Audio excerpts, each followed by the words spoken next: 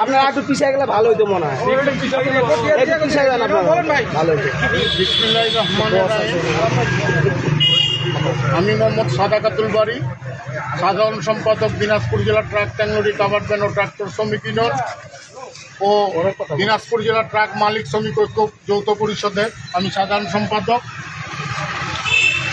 গত 14 এপ্রিল থেকে আমরা একটা জিনিস দিনাজপুর শহরের মধ্যে লক্ষ্য করতেছি, দিনাজপুর পৌরসভা ট্রাক টার্মিনাল ইজারার নামে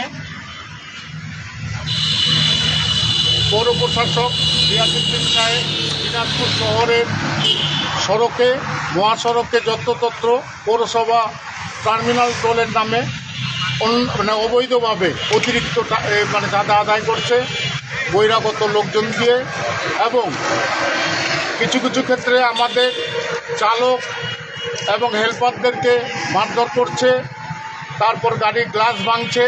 আমরা এটার প্রতিবাদ করতে গিয়ে আমরা বেশ কিছুদিন পূর্বে আমরা পৌর প্রশাসকের সঙ্গে আলোচনা করি, তিনি আশ্বাস দেন এটা বন্ধ করা হবে, কিন্তু তারপরও অন্যায়ভাবে অবৈধভাবে এই সড়ক প্রত্যেক মহাসড়কে চাঁদা আদায় হচ্ছে। যাই হোক, তারপর আমরা মালিক শ্রমিক ঐক্য পরিষদ আমরা যৌথভাবে আলোচনা করে সিদ্ধান্ত নিয়েছিলাম যে গত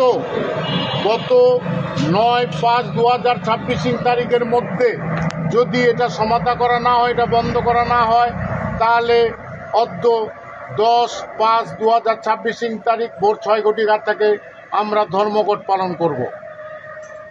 আজকে ধর্মঘট দিনাজপুর সদরের মধ্যে ধর্মঘট চলাকালীন সময়ে এমপি মহোদয় আমাদেরকে মোবাইলে আশ্বস্ত করেন এবং পৌর প্রশাসককে নির্দেশ দেন অবিলম্বে এই টোল আদায় বন্ধ করেন।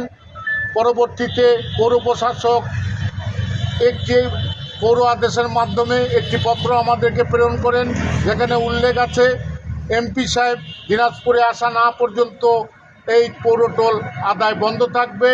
পরবর্তী মালিক শ্রমিক এবং প্রশাসনের কর্মকর্তা সহ পৌরসভার কর্তৃপক্ষ সহ সকলে উপস্থিত থেকে বিষয়টা সুন্দরভাবে সমাধান করবেন বলে আশ্বাস প্রদান করেন। ওনার আশ্বাসের পরিপ্রেক্ষিতে আমরা আমাদের আহ্বানকৃত ধর্মঘটটি এখন প্রত্যাহার করে নিলাম। কতক্ষণ পর প্রত্যাহার এটা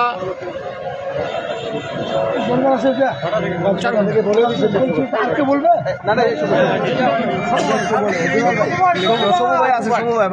না,